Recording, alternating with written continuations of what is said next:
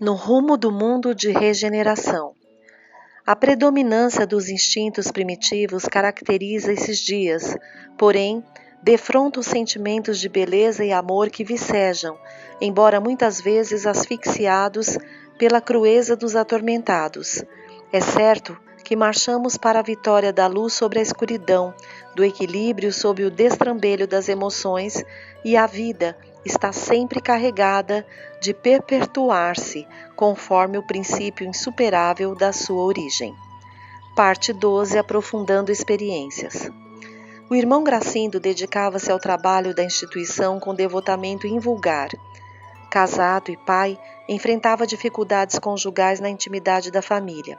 A esposa, facilmente influenciável pelos espíritos e rebelde às diretrizes do espiritismo, criava-lhe muitos problemas que mais o empurravam para o formoso refúgio espiritual da instituição. Os filhos, por sua vez, recebiam mais a influência da genitora, porque o pai era funcionário público e o seu tempo era muito dividido entre os deveres remunerados e a obra social do espiritismo. A princípio, intentara muito em conduzir as crianças à evangelização, mas sempre encontrou resistência e dificuldades com a esposa, que se dizia vinculada a outra religião, embora não a professasse na conduta, como normalmente ocorre. Pode-se perceber que o quadro para perturbações estava muito bem organizado. Toda vez que as forças do mal queriam atingir o nosso irmão, utilizavam-se da atormentada mulher ou de algum dos dois jovens e de uma gentil menina. Muitas vezes ele recebeu ajuda direta dos benfeitores através de Malvina, que o acompanhava com desvelo e amizade. No período em que nos encontrávamos hospedados na instituição que ele dirigia, observamos o seu sofrimento silencioso.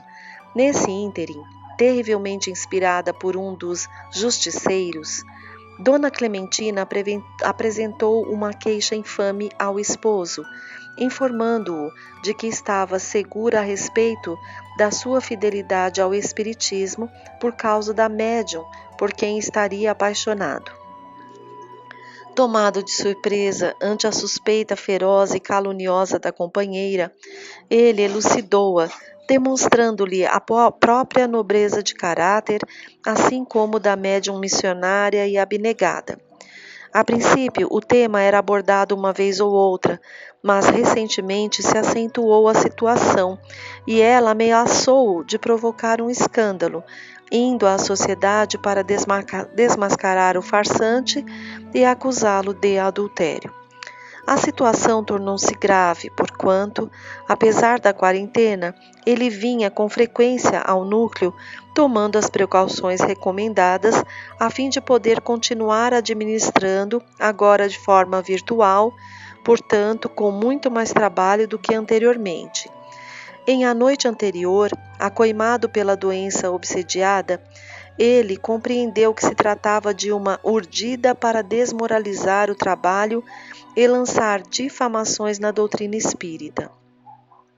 Percebendo tratar-se de uma ação mediúnica perturbadora, evitou a discussão, que terminava em desastre verbal, recolheu-se à oração com entrega total da sua existência em favor da divulgação da verdade. Um escândalo de tal porte refletiria nas milhares de pessoas que se beneficiavam em todos os recursos da instituição, e ele não sabia como agir com serenidade em defesa da verdade. No momento em que orava, atraiu-nos e ao guia espiritual da casa, que o acompanhamos no conúbio mental com a espiritualidade e transmitimos forças e coragem para o enfrentamento com o obsessor. Inspiramo-lo a nada dizer à médium inocente, a fim de evitar mais sofrimento para ela e vinculação pelo pensamento com a fonte criminosa, referta de energias destrutivas. Aplicamo-lhes passes dispersivos, a fim de que a tensão nervosa resultante do diálogo agressivo diminuísse. Beneficiado com o momento de oração e pelas vibrações decorrentes das energias da terapêutica fluídica, ele experimentou uma forte sudorese e, do estado de ânimo exaltado, voltou à normalidade habitual, confiante na proteção divina. Como se fosse um paradoxo, recebeu um telefonema de pessoa amiga em desespero por questão doméstica de natureza idêntica, ciúme doentio e desconcertante. O amigo ao telefone dizia-lhe já não suportar a situação em tela, porquanto em casa todo o tempo, auxiliando a esposa e os 2 filhinhos, esta o acusava com ferocidade de infidelidade conjugal. Narrava o amigo que lhe explicava a impossibilidade de tal acontecimento em razão de sua conduta inatacável. No entanto, mentalmente violentada por entidade infeliz, ameaçava-o de suicídio. O cavaleiro amigo explicava que já não dispunha de argumento para silenciar a esposa em crise. O ouvinte, que padecia da mesma injunção, buscou na doutrina orientação saudável, pedindo-lhe paciência e oração, únicos e valiosos recursos no momento, a fim de sanar a interferência de algum adversário. Sugeriu-lhe naquele momento a leitura de O Evangelho segundo o Espiritismo de Allan Kardec, de modo a acalmar-se e, em consequência, gerar tranquilidade na companheira. Havia tanta sinceridade e espírito de cooperação que o nosso dirigente Spinelli sugeriu-nos a alguns, inclusive ao nosso passista, visitar o lar em angústia naquele momento. Terminada a comunicação telefônica, o amigo orou em favor do solicitante e nosso mentor pôde captar-lhe a direção em que residia a família necessitada. Partimos de imediato e logo chegamos à residência do casal em litígio, encontrando o lar invadido por alguns espíritos ociosos, sob o comando de 2 adversários vigorosos, que mais tarde compreendemos ser os denominados justiceiros. A rede cruel de perseguição era mais complexa do que inicialmente eu considerara. Como o queixoso era espiritista e frequentador da mesma instituição na qual nos encontrávamos, havia interesse dos adversários do bem em afligi-lo também, dentro naturalmente da lei de causa e efeito, porém com o objetivo de prejudicar o programa de cristianização da humanidade ante as soberanas luzes do espiritismo. O que me intrigou no momento foi constatar que esses perseguidores não necessitavam de uma questão de dívida entre eles e aqueles que vitimavam. A questão era mais profunda. Todos quantos se encontravam com necessidade evolutiva de melhorar-se estão automaticamente incluídos entre aqueles que os desagradam e por essa razão devem ser eliminados. Nesse sofisma, apoia-se a perversidade dos enfermos espirituais para dar prosseguimento ao seu programa de vingança contra a humanidade que um dia, através de criaturas desassistidas, quais eles, neste momento, ferira-os na loucura que os dominava. Eis uma das razões básicas para a desarmonia que varre o planeta e o desassossego das existências em verdadeiro torvelinho, como consequência das filosofias nihilistas e utilitaristas que em todas as épocas se voltaram contra a ordem e o equilíbrio dos seres humanos. A predominância dos instintos primitivos caracteriza esses dias, porém, defronta os sentimentos de beleza e amor que vicejam, embora muitas vezes asfixiados pela crueza dos atormentados. É certo que marchamos para a vitória da luz sobre a escuridão, do equilíbrio sobre o destrambelo das emoções, e a vida está sempre encarregada de perpetuar-se conforme o princípio insuperável da sua origem. Ele se encontrava na alcova de onde saíra a esposa, dominada por um verdugo que a acompanhou à cozinha, onde ela procurou algo para fazer e distrair-se. A indução mental continuava empurrando-a para o prosseguimento da discussão com vista à possível agressão física. Spinelli solicitou mentalmente a Cláudio para que a socorresse com um passe especial, a fim de afastar o vingador.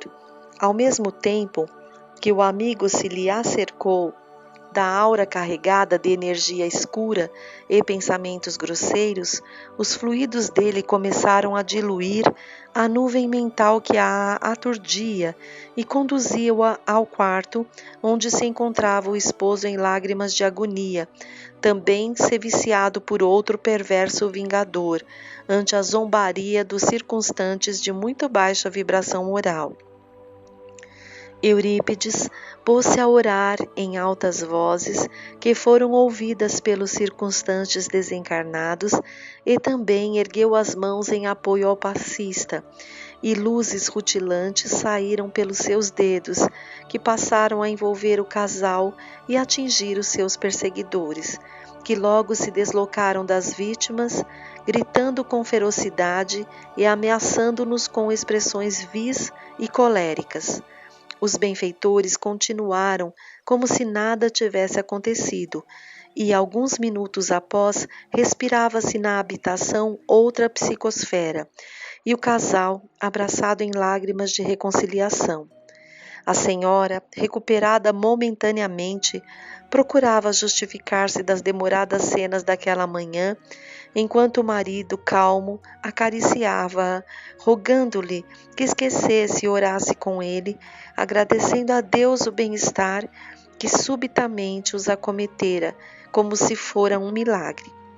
Tomadas algumas decisões, Eurípides convocou alguns amigos da sua comunidade e solicitou-lhes permanecer naquele lar até segunda ordem, evitando, quanto possível, o retorno dos invasores ou a presença de outros do mesmo nível evolutivo. Asserenados os corações que dialogavam calmamente, estudando a possibilidade de tratar-se de uma perturbação para afligi-los, saímos em direção do nosso abrigo. O dia transcorreu muito movimentado, não somente com o agravamento da doença no país, em face da contaminação volumosa, enquanto se anotavam simultaneamente a dádiva de algumas primeiras recuperações que trouxeram muita alegria a todos. Ao cair da tarde, acercamo-nos do mar e ali ficamos na praia em um recanto de beleza em comum, beneficiando-nos da natureza e conversando sobre a ocorrência do dia que se apagava.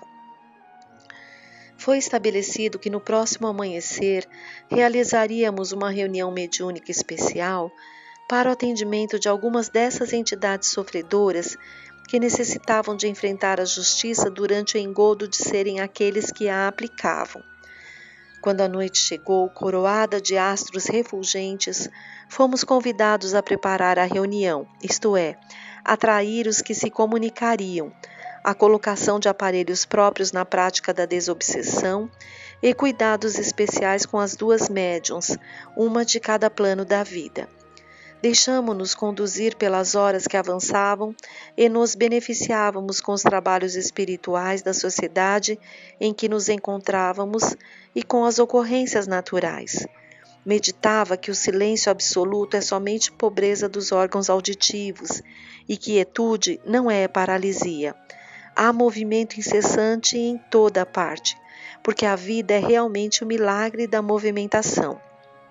Lentamente e com segurança, a noite avançou e aos primeiros minutos do amanhecer estávamos todos na sala mediúnica, enquanto os trabalhadores espirituais da instituição, solicitados pelo nosso mentor, organizavam os atendimentos e recebiam os convidados, inclusive os irmãos Gracindo e o confrade que lhe pedira socorro, Dona Clementina, Malvina, que foram despertando suavemente e com a lucidez relativa ao estado evolutivo de cada um, todos assessorados e bem assistidos.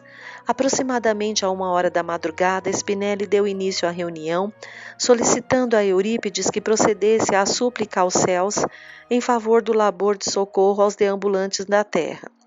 O apóstolo sacramentano, com a voz doce e mansa que o caracterizava, suplicou ajuda ao Senhor dos mundos, depois à Mãe Santíssima e, por fim, Jesus, o Mestre todo amoroso, para que abençoassem o esforço de todos em favor da harmonia e do progresso das almas e da humanidade. Ouvíamos suave melodia que bailava no ar entre as vibrações de paz e ternura que nos comoviam, quando escutamos vozes exaltadas e movimentação inusual na sala. Estavam entrando algumas entidades infelizes, trazidas pelos encarregados de conduzi-las. Uma delas chamou-me mais atenção porque se tratava de um anão, cujo semblante estava marcado por um rancor indisfarçável e lutava bravamente para desvencilhar-se dos fluidos que o conduziam na direção de Malvina. Subitamente, sentindo a presença do espírito rebelde no seu campo áurico, a médium começou a agitar-se, movendo os braços, especialmente, e a cabeça em atitude de defesa, quando então explodiu numa voz roufenha e agressiva. Trata-se de um ultraje à armadilha com que se pretende esmagar-me. Não estou aqui por vontade própria e não posso admitir essa violência contra o meu livre-arbítrio. Eurípides, que se postara ao lado da médium e vitalizava com o pensamento rico de amor, respondeu ao comunicante: Você tem alguma razão em reagir dessa forma? Exatamente porque tem sido assim que você se utiliza para afligir a quem o persegue. Não lhes respeita o livre-arbítrio e, através de artefatos diversificados, crucifica suas vítimas. Não vejo por que você se atreve a tomar a defesa de infelizes cujas existências atuais não dão ideia dos verdugos que são esses indivíduos que estão sob o nosso cuidado. Ninguém tem o direito de realizar cobranças espirituais, como se a vida estivesse sujeita às paixões de cada criatura.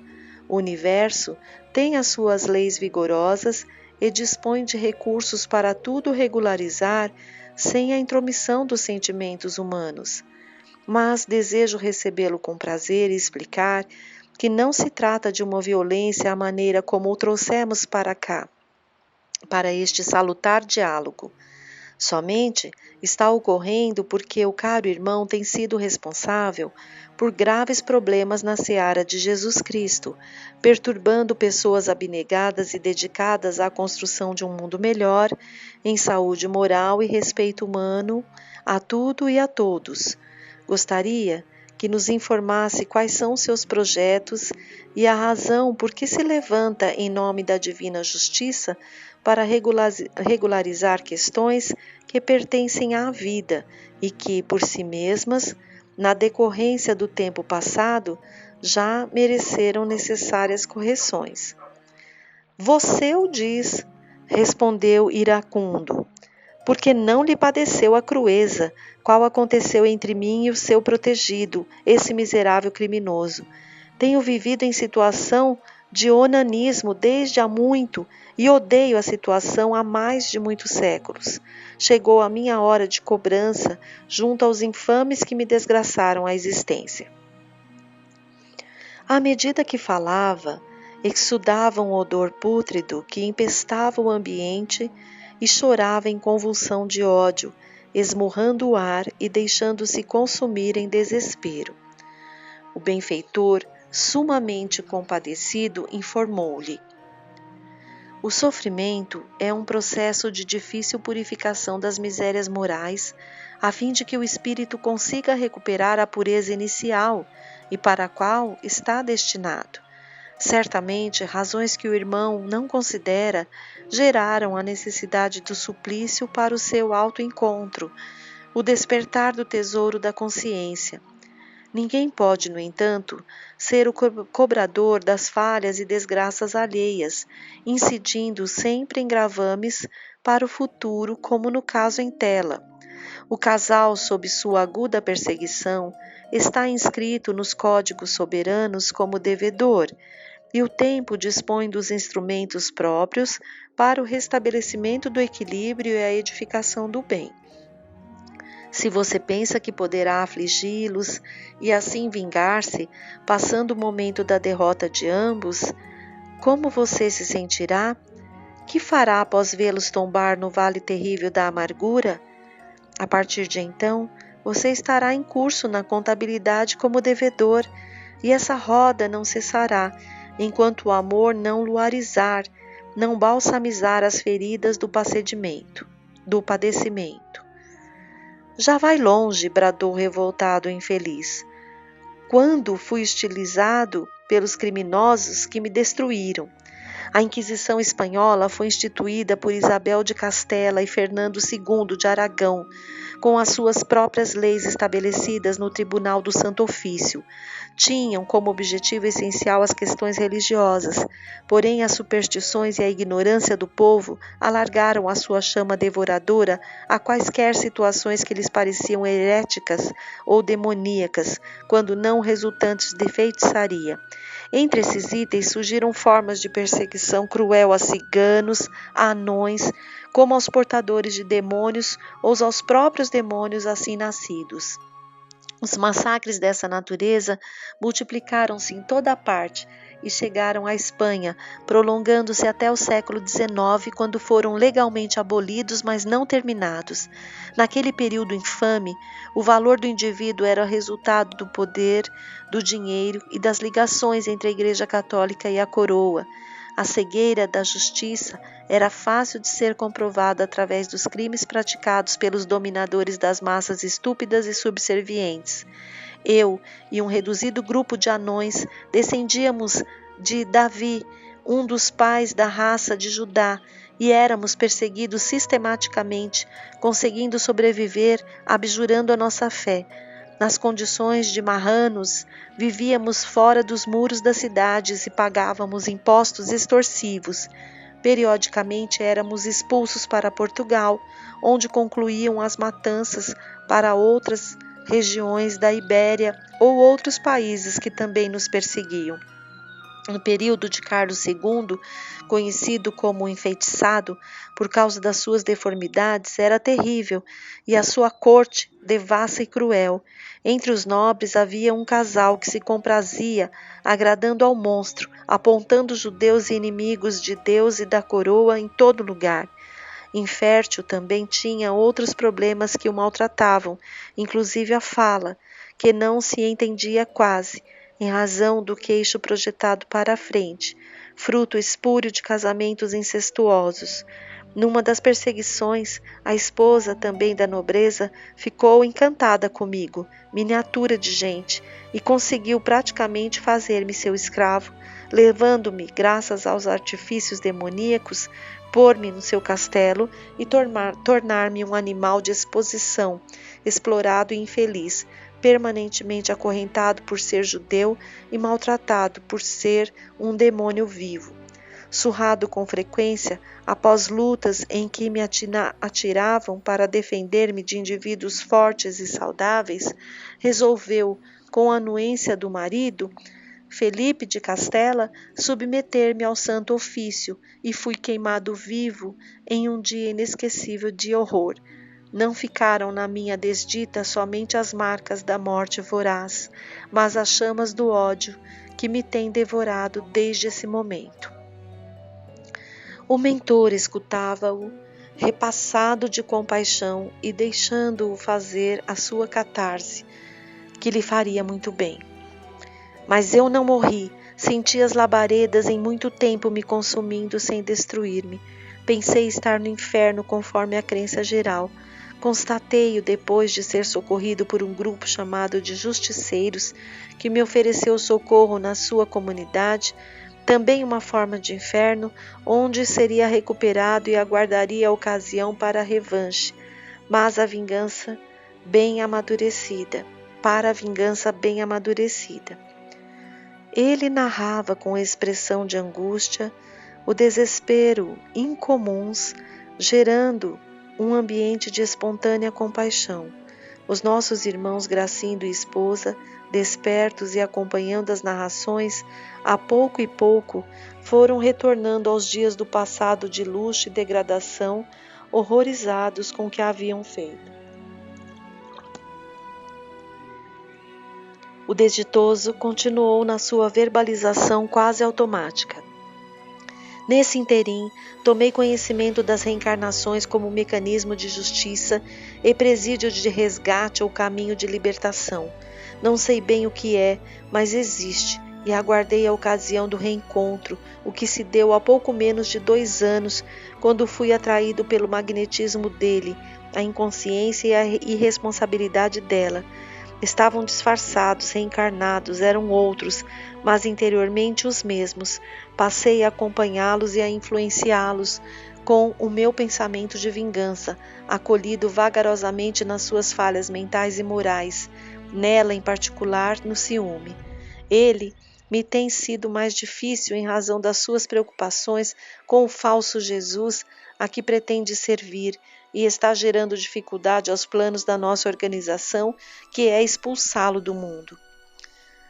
Fez uma pausa ao mesmo tempo que o lulava de dores morais e dos fluidos gentis da médium que o recebia, diminuindo-lhe a carga de angústia. No silêncio que se fez natural, o nobre Eurípides falou-lhe com afabilidade. A sua história, igual a de muitos outros irmãos nossos, comoveu-me a lágrimas. Também trago no coração as flechas dos males que pratiquei contra mim mesmo. No entanto, o sublime medicamento para a dor tão profunda é o perdão. Os irmãos acusados não são mais os mesmos, porquanto na fileira dos anos do passado retornaram mais de uma vez a aprender as lições sublimes do amor e da fraternidade. Ficaram no passado aqueles dias hórridos de barbárie e alucinação. Atualmente o irmão Gracindo está tentando apagar as marcas dos crimes de ontem, consolando as lágrimas de quem hoje chora. A sua esposa, ainda enferma nos sentimentos, necessita de compaixão a fim de ter forças para a recuperação necessária. Somente Deus sabe as razões do seu sofrimento naquela ocasião. Há uma causa anterior que lhe trouxe como consequência as dores da forma humana e os padecimentos propostos pela ignorância das criaturas naquela época há mais de 300 anos. Os seus algozes estão em despertamento para o bem, especialmente o esposo, que administra esse lar escola de muitas vidas, milhares de existências que estariam estioladas ao sol do abandono, na tragédia das ruas, nos escusos caminhos dos crimes, na loucura e tombariam fatalmente no suicídio. Conceda-lhes o favor da compaixão e mais tarde a bênção do perdão, que também iluminará o seu caminho, auxiliando-o na ascensão espiritual. Recorde-se de Jesus, até hoje perseguido. Parecendo recuperar a crueldade inicial, reagiu. Não me fale esse nome fatídico, que foi a causa da minha e da desgraça de milhares de vítimas. Odeio-o e considero quase tudo que dele se diz uma farsa. Como poderei acreditar que veio libertar Israel do destino inglório, da escravidão a Roma, como sucedera com outros povos antes, e não foi capaz de libertar-se a si mesmo? A sua convivência era com os depravados, os criminosos, os viciados, em detrimento do que se legislava no templo dedicado a Salomão e se cultuava nos estudos dos profetas e da lei antiga.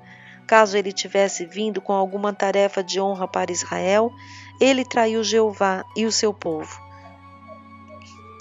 Jesus jamais se propôs a salvar Israel pela espada, que sempre gera consequências através de si mesma.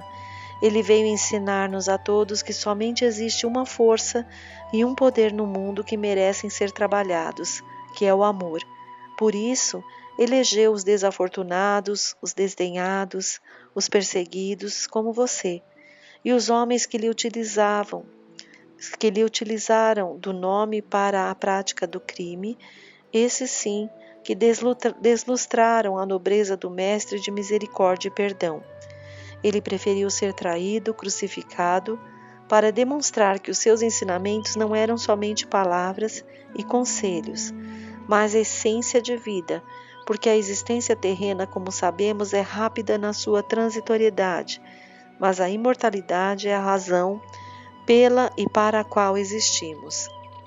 As acusações que lhes são atribuídas por crimes que praticaram em seu nome não são de sua responsabilidade, e note que esse comportamento é comum à criatura humana na sucessão dos tempos. Em todas as obras de amor e de fraternidade apareceram os oportunistas que as destroem com os seus atos alucinados e os seus comportamentos infames. No dia em que Jesus for realmente vivido e ensinado, estarão em relevo a caridade e o amor, guiando as vidas na direção do reino dos céus, que se edifica no íntimo do coração. Tomado de revolta, ironizou: então eu tenho que perdoar os meus algozes ainda dedicados ao infame da cruz. Eles que me desgraçaram usando-me essa mesma cruz? Nosso plano é muito mais vasto.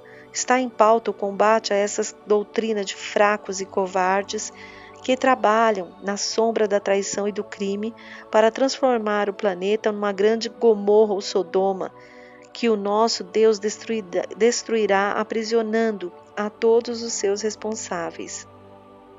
Iniciaremos levando a desditada mulher à loucura pelo ciúme, sentindo-se desprezada pela farsante de quem me utilizo para o nosso encontro, e à medida que ele desvaire, irá perdendo o controle das emoções e também será arrebatado pela desdita, demonstrando que o espiritismo é mais uma façanha mentirosa do que a verdade que lhe atribui. Teremos o prazer de produzir escândalos sucessivos, depois com o rebanho de outros que estão cuidando, e o desequilíbrio do grupo terminará sofrendo interferência das autoridades governamentais. Assim, de uma pequena chama, poderemos produzir um incêndio em vários pontos, porque o nosso programa de agressividade é coletivo, isto é, em diversos lugares ao mesmo tempo. Enquanto exprobava, mudou completamente de aspecto, aquele do infeliz para o do arrogante e triunfador, que se ufanava de estar a caminho da vitória. Sem qualquer inquietação, o amigo do educandário Esperança insistiu com o visitante. Todos percorremos caminhos mais ou menos semelhantes, o erro em princípio, para a aprendizagem da dignidade e da compostura depois. Deixamos cardos e pedrouços pela estrada percorrida, e somos constrangidos a retornar pela mesma senda, retirando os calhaus e os empecilhos que nos ameaçam o crescimento para Deus. Esse crescimento é uma fatalidade semelhante às leis cósmicas. Nada pode modificar, porque são os alicerces universais. Enquanto o amor não vicejar no sentimento humano, a criatura estará mais na faixa primitiva do que na luz sublime da emoção divina. O meu irmão veio trazido para ter diminuídas as suas dores. Assim, irá cooperar conosco para que as aflições das suas vítimas atuais também sejam diluídas. Para tanto, contamos com seu raciocínio. Permaneça aqui na instituição por alguns dias, especialmente agora que o mundo está em quarentena, recuperando-se moralmente sob o látego de uma pandemia que é mecanismo das leis superiores para equilíbrio moral do planeta. E veja como são úteis e o que fazem sob a inspiração de Jesus. Posso asseverar-lhes que, se depender de mim e dos nossos amigos, todos inscritos nessa guerra de libertação, nada você conseguirá com o seu Cordeiro de Deus. A frase foi exteriorizada com grande ironia, método normal de zombaria, para perturbar a lucidez do antagonista. Procurando demonstrar o seu falso poder na comunicação, agitou a médium e ergueu-lhe os braços com os punhos cerrados, em atitude de golpear a mesa para parecer forte. A um sinal do mentor, o irmão Cláudio aproximou-se e aplicou passes dispersivos, eliminando os fluidos pesados que ele expelia em tentativa de prejudicar a aparelhagem delicada da médium. Enquanto isso, Eurípides induziu o desditoso ao sono reparador profundo, que logo aconteceu, sendo desligado e conduzido por auxiliares nossos a uma sala contínua, para nova oportunidade posteriormente. De imediato, a médium Amália, em transe profundo, foi incorporada pela entidade que perturbou o casal, agora também presente em desdobramento pelo sono físico. Tratava-se de um cavalheiro com mais ou menos 50 anos de idade, que envergava indumentária religiosa de nível superior. O orgulho e a prepotência estavam visíveis na sua aparência presunçosa e nos ademanes de aparente distinção. Com ele vieram alguns áulicos trazidos sem saberem pelos instrutores do trabalho. Serviram-no em contínua bajulação que lhe exaltava a prosápia e o falso poder. Nada obstante, exteriorizava ondas carregadas de vibrações perniciosas que lhe denotavam a faixa vibratória típica do seu estado de evolução. Deveria ter sido religioso de destaque na sua última existência fracassada, em razão da sua face estampada pelas expressões de ressentimento e desgosto.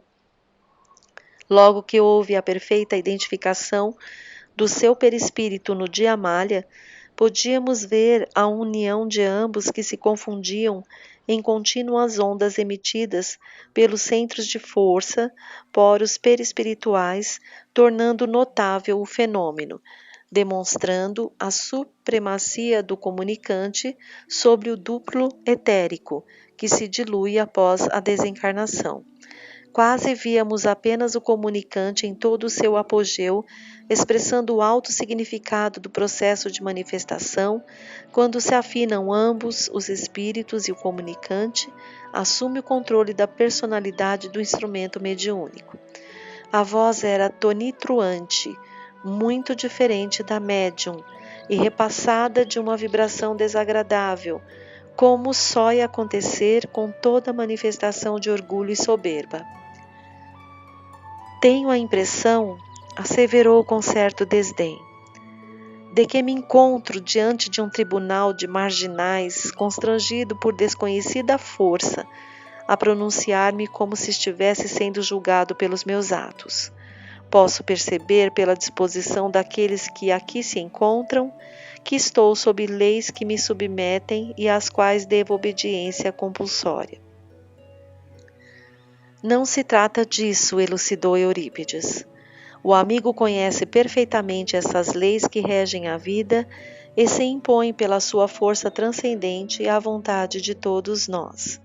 Estamos sim num tribunal de amor para avaliarmos juntos as ocorrências que vêm tendo lugar em nossa instituição e com os seus membros, ante o plano de subjugação estabelecido pelo amigo e outros, em torno e contra os seus trabalhadores.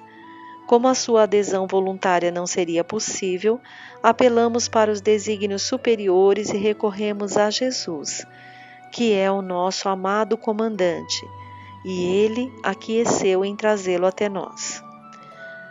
O visitante, visivelmente contrariado, começou a enunciar textos em latim, à semelhança de mantras que poderiam defendê-lo das nossas energias.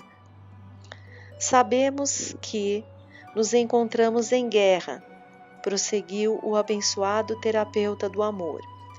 E como nós somos mensageiros da paz, resolvemos estabelecer um encontro pessoal a fim de discutirmos os itens que deram lugar a essas batalhas hediondas que vêm sendo tratadas com finalidade hedionda, destruir a ética e semear a desordem em toda parte.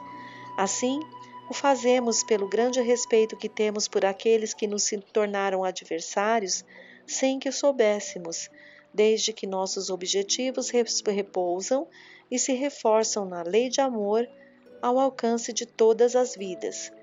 Nessa instituição, vigem as diretrizes do amor aos filhos do Calvário, conforme a expressão de Jesus, de modo a que nos reuníssemos para os ajudar. Afinal, Todos necessitamos de apoio e de socorro urgente.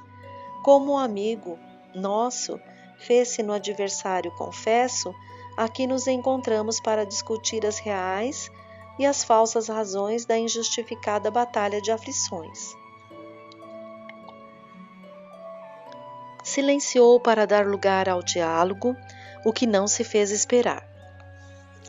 Realmente, já que você sintetizou muito bem as ocorrências, a mim me cabe dizer que sou o diretor de um dos departamentos de justiça de nossa organização. Estamos já em acirrado combate contra Jesus e seus corifeus, desmanchando os bolsões de falsos religiosos que intimidam a humanidade com a sua falsa fidelidade e demonstrando que todos são da mesma argamassa dos seus falsos diretores espirituais.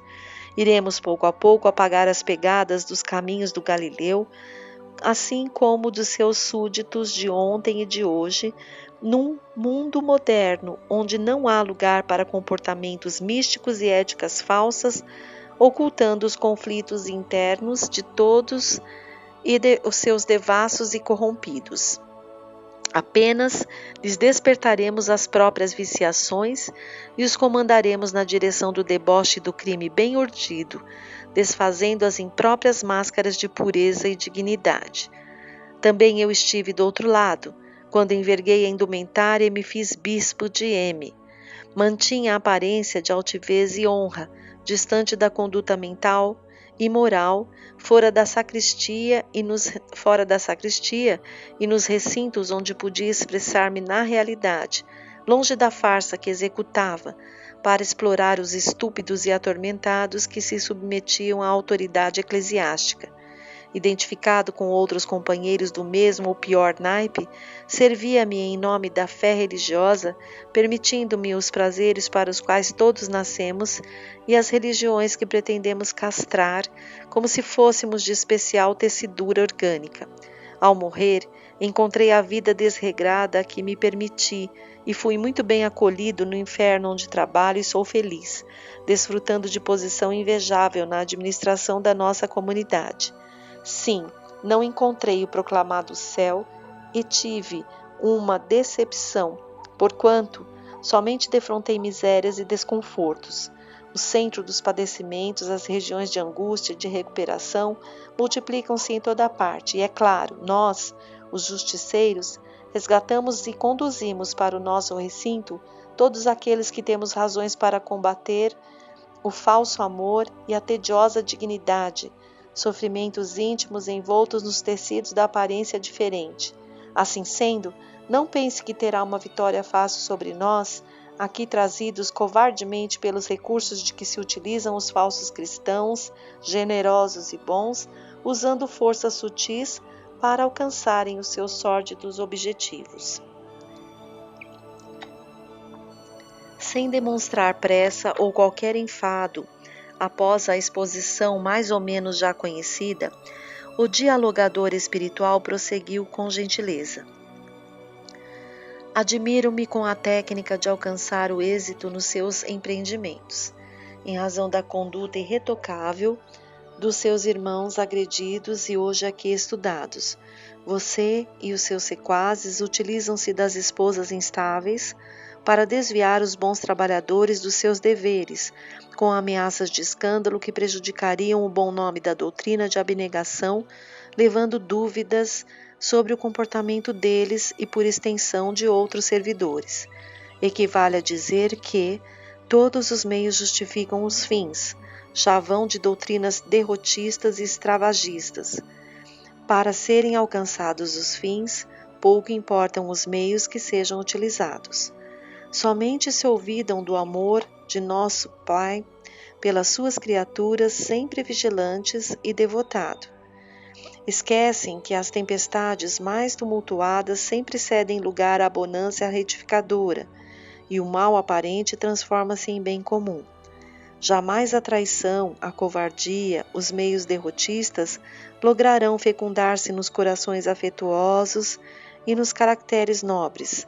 É certo que todos nós ainda temos brechas de fragilidade em nossa conduta, o que lhes permite interferência em nossos destinos, porém, dentro da lei de causa e efeito. Olhe o nosso irmão diretor da casa em que você se encontra e o participante das reuniões de estudo e de caridade.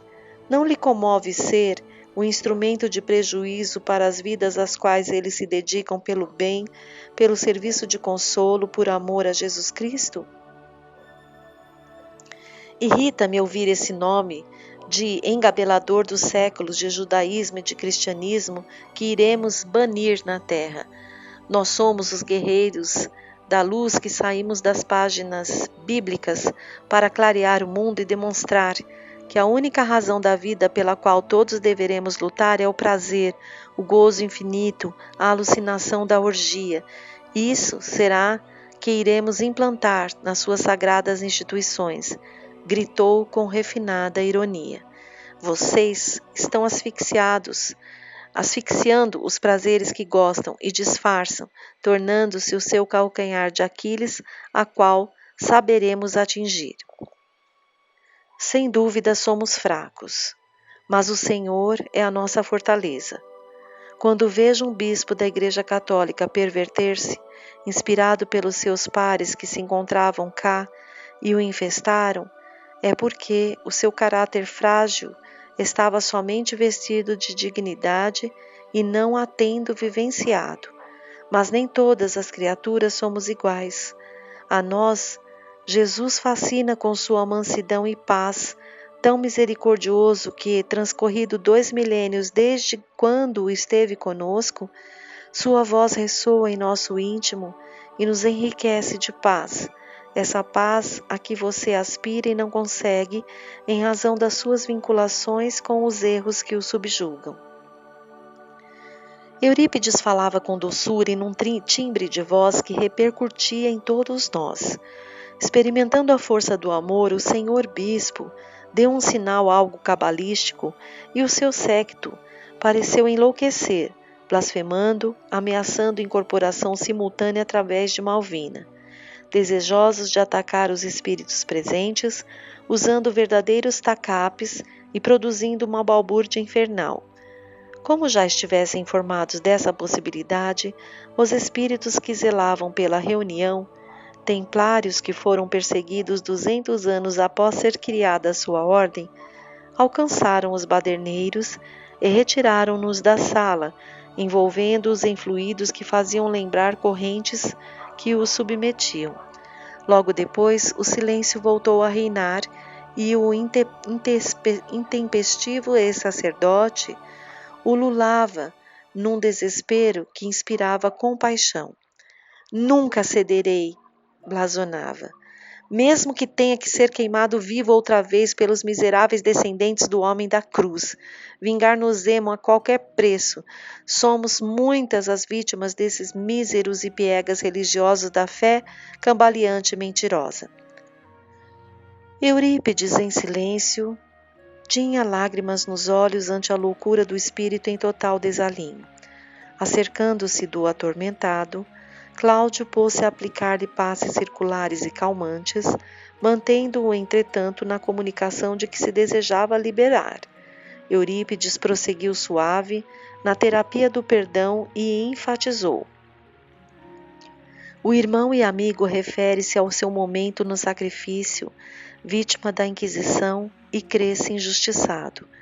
Como poderiam os seus confrades comportar-se ante a sua inditosa conduta, sendo membro do Santo Ofício e mantendo uma existência de luxúria, ao aproveitar as suas vítimas para lucrar prazeres, a que muitos fiéis às suas convicções se negavam e o acusavam publicamente?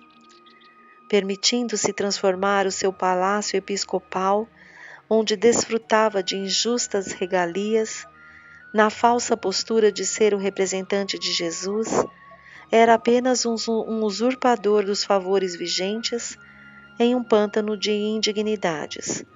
O mais imoral nessa trama sórdida é que foi denunciado por um colega de aberrações, que desejava desfrutar o quinhão que lhe era concedido para cada acusação de novas vítimas, hoje reencarnado no amigo que vem perseguir por sua vez. Ninguém foge de si mesmo, nem das próprias construções íntimas.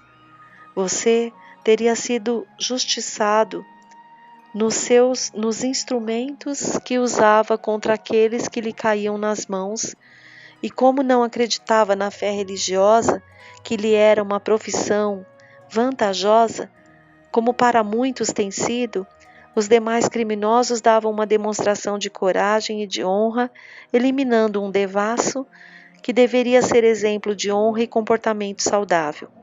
Naqueles já longevos dias, a religião era mais uma arma política nas mãos criminosas de bandidos, a soldo de governantes de igual conduta, do que aquilo que pretendia demonstrar, a mensagem do Nazareno crucificado injustamente. Esse sim, que foi julgado conforme os interesses pessoais e deu-nos o exemplo da mansidão e da irrestrita confiança em Deus. Não são tribunais de homens e mulheres imperfeitos que espalharão na terra a honradez dos deveres a que eles próprios não correspondem. O indigitado parecia atoleimado ante as informações que lhe eram apresentadas, que faziam parte da sua existência vulgar e perniciosa. Pela memória, começou a repassar a hediondez e os crimes que perpetrara às escondidas e alguns publicamente, sempre acobertado pelas vestes religiosas que deveriam significar zelo real e devotamento ao bem, com infinitas demonstrações de misericórdia e de compaixão, conforme prometera ao concluir o seminário e as promoções com que fora beneficiado, mais pela crueldade da maneira de agir do que pelo mérito da renúncia e da abnegação. Buscando o parecer indiferente ao qual se lhe punha à vista, tentou informar que a situação do passado nada tinha a ver com os acontecimentos históricos daquela vida, que degradara a sua, destruindo-a na forma orgânica. Eurípides não titubeou e ripostou.